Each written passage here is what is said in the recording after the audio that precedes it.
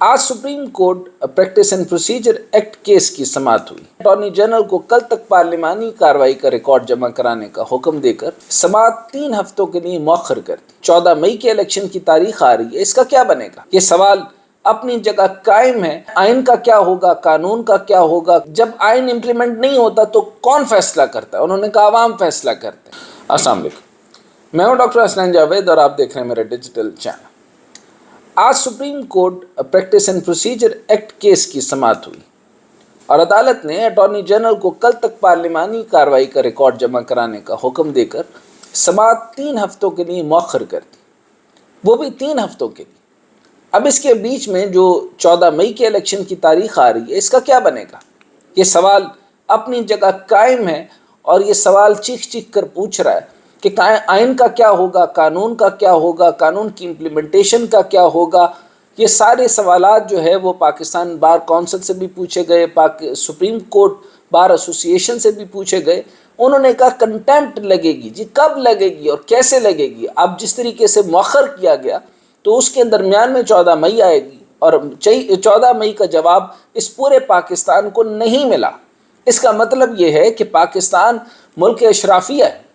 यह अशराफिया का मुल्क जो है वो अवाम जो है वो उसमें एक उन्होंने बड़ी ज़बरदस्त बात की ज़ुबैरी साहब ने कि उन्होंने इंग्लैंड के किसी आदमी से पूछा कि जब आइन इम्प्लीमेंट नहीं होता तो कौन फैसला करता है? उन्होंने कहा अवाम फैसला करते हैं।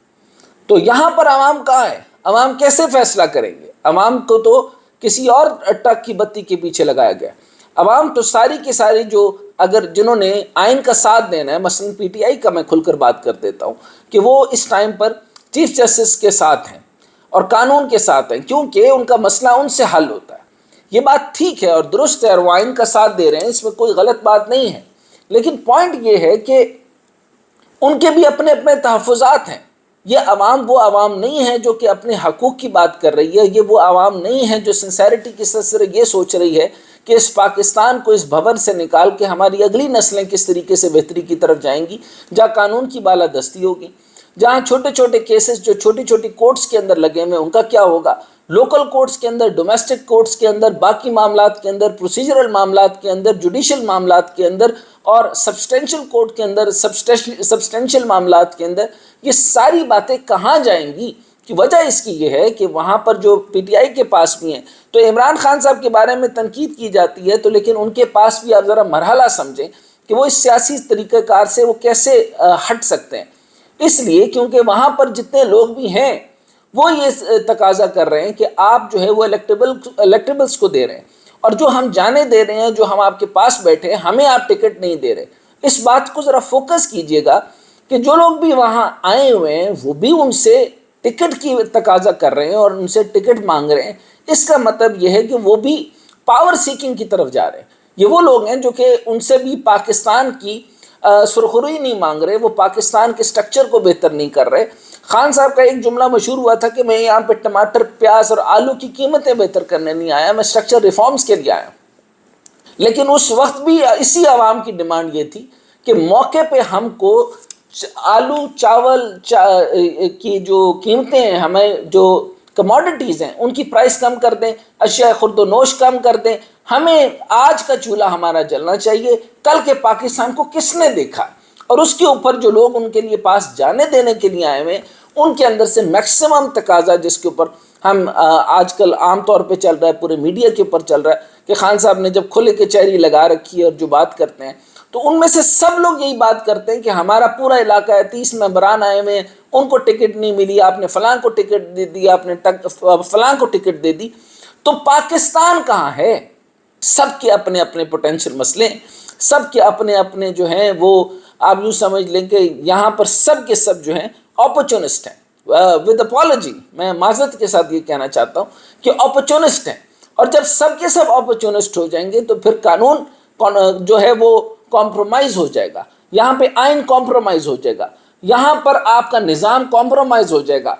आपको ये नहीं पता कि जब तक पॉलिसिंग का स्ट्रक्चर पूरा ऊपर से ठीक नहीं होगा, जब तक कानून से ठीक नहीं होगा, जब तक आइन ठीक नहीं होगा, उसकी आइन की तरसील ठीक नहीं होगी, जहाँ पर पूरे ब्यूरोक्रेटिक स्ट्रक्चर को जो है वो बेहतर नहीं किया जाएगा, जब तक इसके रिफॉर्म्स को बेहतर नहीं किया जाएगा, जब तक कि माफिया को लड़ने वाला, खान साहब को मैं اس کا کریڈٹ ضرور دینا چاہتا ہوں کہ انہوں نے سارے مافیا کو ننگا کیا اور مافیا کے سامنے مافیا کو لا کے کھڑا کر دیا. انہوں نے معاشی طور پہ ان سارے مافیا سے وہ بالکل ہارے. یہ بات درست ہے کہ وہ ان کا کچھ نہیں کر سکے، لیکن اس کا طریقہ کار یہ تھا کہ مافیا اور بیوروکریسی ملی ہوئی ہے.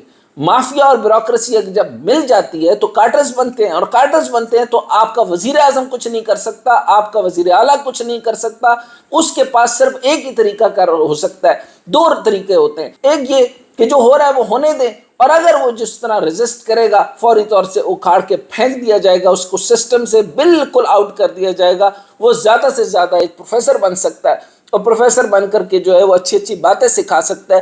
یاد رکھیں اکیڈیمک جو معاملات ہوتے ہیں وہ پڑھ لکھ کر کے آپ ایک سٹرکچر کو، ایک ذہن کو، لوگوں کو نشونما تو کر سکتے ہیں، لیکن آپ سسٹم کو ٹھیک نہیں کر سکتے.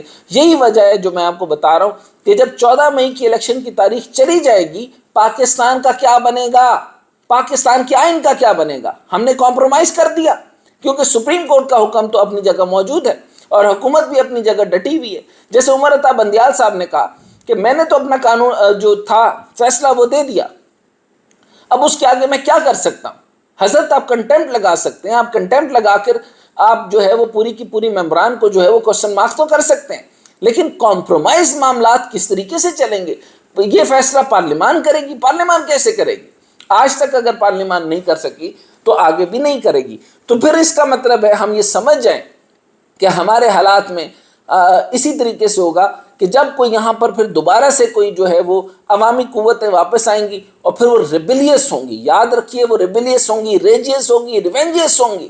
ان کے حقوق مارے جائیں گے تو صرف اور صرف وار لارڈز کی شکل میں مختلف پورے پاکستان میں پھیلتے چلے جائیں گے، اور پھر وہی ہوگا، وہ بھی پھر سسٹم کا حصہ بننا شروع ہو جائیں گے. آپ کو رنجیت سنگھ کا آپ کو بتاتا چلوں کہ وہ صرف 2 لوگوں کے ساتھ جو ہے وہ لاہور کے گیٹ تک پہنچا تھا، لاہور کے دروازے تک، اور پھر آہستہ آہستہ جو ہے وہ 1 ڈاکو سے 2 ڈاکو سے 3 ڈاکو سے پھر ایک بڑی فوج بنتی گئی، 100 ہو گئے، پھر کئی 100 ہو گئے، اور پھر ایک پوری فوج جب تیار کر لی تو لاہور میں انٹرنل لوگوں نے دروازہ کھول دیا اور وہ تخت لاہور پر وہ جو ہے وہ تخت نشین ہو گیا. اور تخت لاہور سے تخت نشین ہوتا ہوتا پورے ہندوستان کے اوپر جو رنجیت سنگھ جس کو کانا بھی کہا جاتا ہے وہ وہاں پہ تخت پر آ گئے. تو آپ کو بتانا یہ چاہ رہا ہوں جب آئین اور قانون یہ حالات جب پہنچ جائیں گے، جب 14 مئی کا فیصلہ نہیں ہوگا، جب سپریم کورٹ کا واضح فیصلہ موجود ہونے کے باوجود عمل پیرا نہیں ہوں گے، تو اس پاکستان کے اندر رنجیت سنگھ پیدا ہوں گے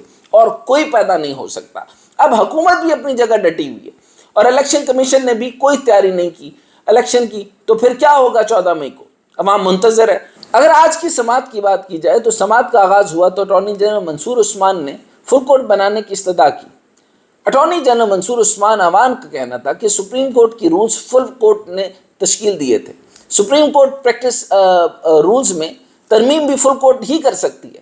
عدلیہ کی آزادی اور رول سے متعلق مقدمہ بھی فل کورٹ کو سنانا چاہیے تھا. قانون براہ راست ان ججز پر بھی لاگو ہوگا جو کہ مقدمہ نہیں سن رہے. جہاں تمام ججز نے ریمارکس دیے وہاں آخر میں چیف جسٹس آف پاکستان نے آخر میں ریمارکس دیے اور سماعت ملتوی کر دی. چیف جسٹس نے کہا کہ کیس کو خاموشی سے اس لیے سن رہا ہوں کہ یہ چیف جسٹس کے اختیارات سے متعلق ہے. چیف جسٹس کو ہی بینچ بنانے کا اختیار ہے. فل کورٹ سے متعلق کوئی جوڈیشل آرڈر دینا نہیں چاہتے جو مستقبل میں عدالتی نظیر کے طور پر استعمال ہو. موجودہ نقطے پر بھی ابھی دلائل باقی ہیں اور دوسرے فریقین کو بھی سننا ہے. سپریم کورٹ نے اٹارنی جنرل کو پارلیمانی کارروائی کی ریکارڈ کل تک جمع کروانے کا حکم دیتے ہوئے کیس کی سماعت 3 ہفتوں کے لیے ملتوی کر دی. اب یہ سارے معاملات اور ساری کارروائی آپ کے سامنے ہے اور ملکی معیشت کا جو ہے وہ حشر آپ کے سامنے ہے. بجٹ بن نہیں سکتا اور بجٹ کے معاملات اس قدر گھمبیر ہیں کہ جس کا میں آپ کو بتا چکا ہوں. حکومت تو آگے نہیں چلائے گی. حکومت کی صرف اس کے درمیان میں صرف ایک چال ہے کہ وہ آسان ترین بجٹ دے دے. آپ کے وہاں پاک کی ساری عوام جو ہے وہ کہے گی لالا لالا کر دی، کمال کر دیا. کیوں کہ جس پینشنر کو 20 سے 25 جو ہے وہ % کا اضافہ نظر آئے گا، بجلی سستی نظر آئے گی، پیٹرول سستا نظر آئے گا، باقی معاملات مل جائیں گے، اور 70 سے 1 لاکھ روپے کی تک کی تنخواہ کا جب وہ آپ کو بجٹ بنا کے جائیں گے، آف کورس آپ کہیں گے کہ یہ تو موجودہ حکومت جو ہے وہ ہمارے لیے یہ کام کر رہی تھی. اچھا تو وہ 9 مہینے کے سارا درد بھول کر وہ کہیں گے یہ والی حکومت تو بڑی شاندار تھی. اس کے بعد جب وہ چلتے بنیں گے تو آنے والی حکومت کے لیے کیا عذاب ہوگا؟ یہ وہی عذاب ہوگا جس عذاب میں یہ ہے، اور پاکستان پھر اسی طریقے سے چلتا رہے گا. میں آپ کو بتا رہا ہوں 14 مئی کے فیصلے کو، یعنی الیکشن کروانے کے معاملے کو فوری طور پہ حل کرنا چاہیے تھا، جو کہ مجھے نظر نہیں آ رہا. پھر اس کے بعد کیوس یہ ہے کہ پھر اس ملک کے اندر جو ہے وہ بے شمار جگہوں کے اوپر اچانک سے ڈاکوؤں کا گروہ پیدا ہوگا.